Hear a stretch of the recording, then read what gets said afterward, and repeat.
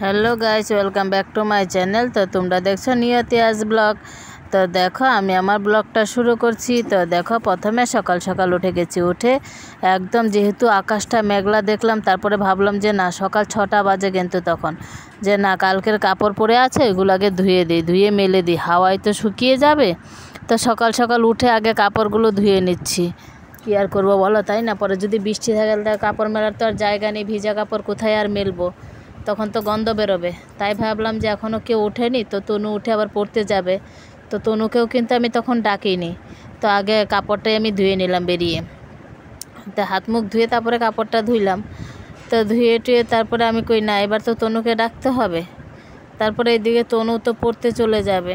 তারপরে এদিকে কাপড়টা সুন্দর করে সবগুলো কাপড় মেলে দিচ্ছি, চিপে চিপে মেলে দিচ্ছি। জলটা ভালো করে চিপে নিলে তাড়াতাড়ি শুকিয়ে যাবে, তাই ভাবলাম যে জলটা ভালো করে চিপে তারপরে মেলে দিই। তারপরে দেখো এদিকে কাপড় টাপড় মেলে চলে এসেছি। তারপরে না আবার কি করেছি বলো তো, তনুকেও ডেকে দিয়েছি যে তনু তুই চলে যা পড়তে, টাইম হয়ে গেছে, তো 6:30 বেজে গেছে, আবার দেরি হয়ে যাবে না। ওই জন্য কাপড়টা মেলে দিয়ে আবার ওকে ডাকলাম যে পড়তে দিয়ে আসি বলতে ওর বাবা নিয়ে যাবে আর কি। তারপরে ওইদিকে দেখো আমি ওর বাবার বিছানাটাও গুছিয়ে নিলাম। আর ওইদিকে কিন্তু চা হয়ে গেছে, জানো তো। তো ওর বাবা বলল যে এখন আমি খাবো না, আমার ওষুধ খাওয়ার বাকি আছে, তো তুমি চা খেয়ে নাও, আমি পরে খাবো। তো পরে ওকে চা করে দিয়েছি, কিন্তু আমারটা তখন খেয়ে নিয়েছি, যেহেতু করা হয়ে গেছে। তাই ভাবলাম যে তাহলে আমি খেয়েই নিই, ঠিক আছে, ওকে পরে করে দেওয়া যাবে। তারপরে এদিকে দেখো মুড়ি আর চিড়ে দিয়ে চাটা খেয়ে নিলাম সকাল সকাল, তাহলে একটু পেটে থাকবে কিছুক্ষণ, টিফিন তো আর কিছু করব না। তাই ভাবলাম মুড়ি আর চিড়েটা অল্প চিড়ে নিয়ে চাটা খেয়ে নিই। তারপরে দেখো চাটা খেয়ে তারপরে এদিকে চলে গেছি, চান টান করে চলে এসেছি। তখন কালকে না রান্না সেরকম কিছু করিনি, জানো তো, আলু সেদ্ধ ভাত হয়েছিল, তো ওই দিয়েই ওর বাবা খেয়ে চলে গেছে কাজে। আর পান্তা ছিল, সেই পান্তা আমি খেয়েছি। কি আর করব, তেল আর নুন লঙ্কা দিয়ে পান্তা খেয়েছি, পান্তাটা ফেলে দেব। তো ভাবলাম যে পান্তাটাই খেয়ে নিই। ওর বাবা আলু সেদ্ধ দিয়ে ভাত খেয়ে গেছে, ছেলে মেয়ে সবাই আলু সেদ্ধ দিয়ে খেয়েছে। তো আমিও দেখো এই যে আলু সেদ্ধ আর কালকে চাল কুমড়ো ঘন্ট ছিল সেটা দিয়ে খেয়েছি। তারপরে দেখো খেয়ে দিয়ে রেডি হয়ে যাচ্ছি। কেন বলো তো রেডি হচ্ছি? স্কুলে যাব, মেয়ের স্কুলে, মেয়েকে আনতে যাব। তো তোমরা ভাবছো গরমের ছুটি দিয়েছে, কিন্তু না, গরমের ছুটি এখনও পড়েনি ওদের, মানে অনলাইনে তো ক্লাস হচ্ছে, তারপর মানে স্কুলে কিসের জন্য প্রোগ্রাম আছে সেই জন্য যেতে হচ্ছে। তো ওই জন্য আনতে যেতে হয়, দিতে হয়, দিয়ে আসছে ওর বাবা, এবার আনতে যাব আমি।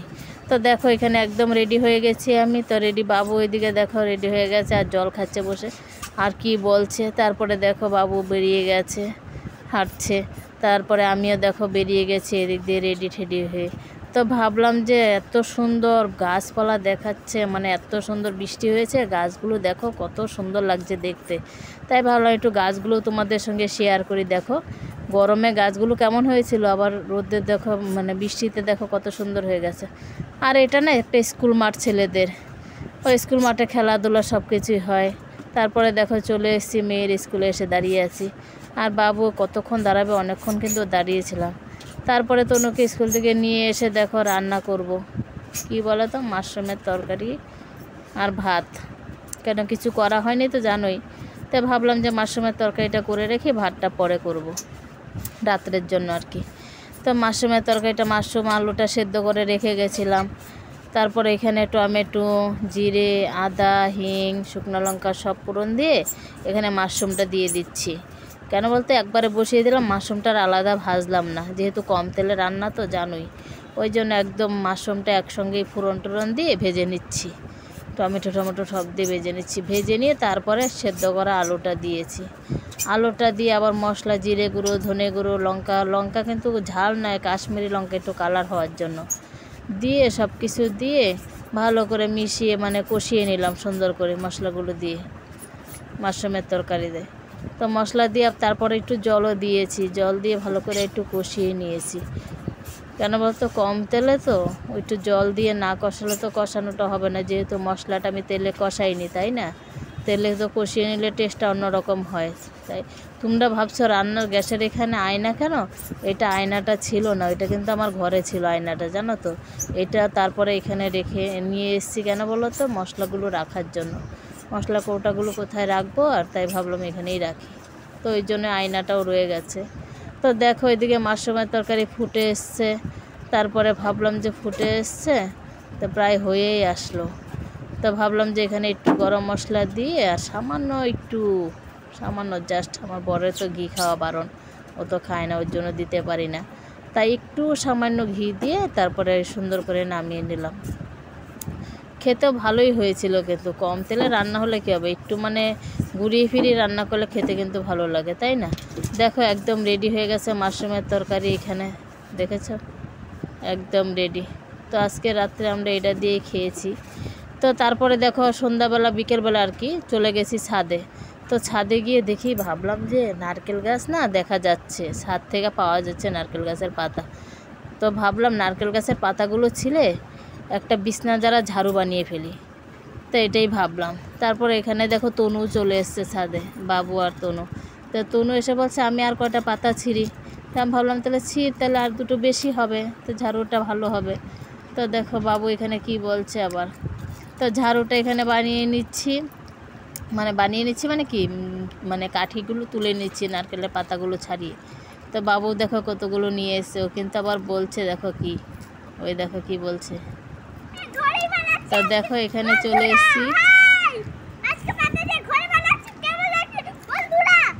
তারপরে দেখো এখানে আমি তুলে নিচ্ছি নারকেল গাছের কাঠিগুলো, মানে পাতার কাঠিগুলো। অনেকগুলি কিন্তু বেশ হয়েছিল। তারপরে না নারকেল গাছের পাতা তুলতে তুলতে তারপরে দেখি যে আকাশটা হঠাৎ করে মানে অন্ধকার হয়ে গেছে, ভীষণ অন্ধকার হয়ে গেছে। তো তনু এদিকে বাবুকে আবার নারকেলের পাতা দিয়ে একটা ঘড়ি বানিয়ে দিছে সুন্দর করে, ওই দেখো।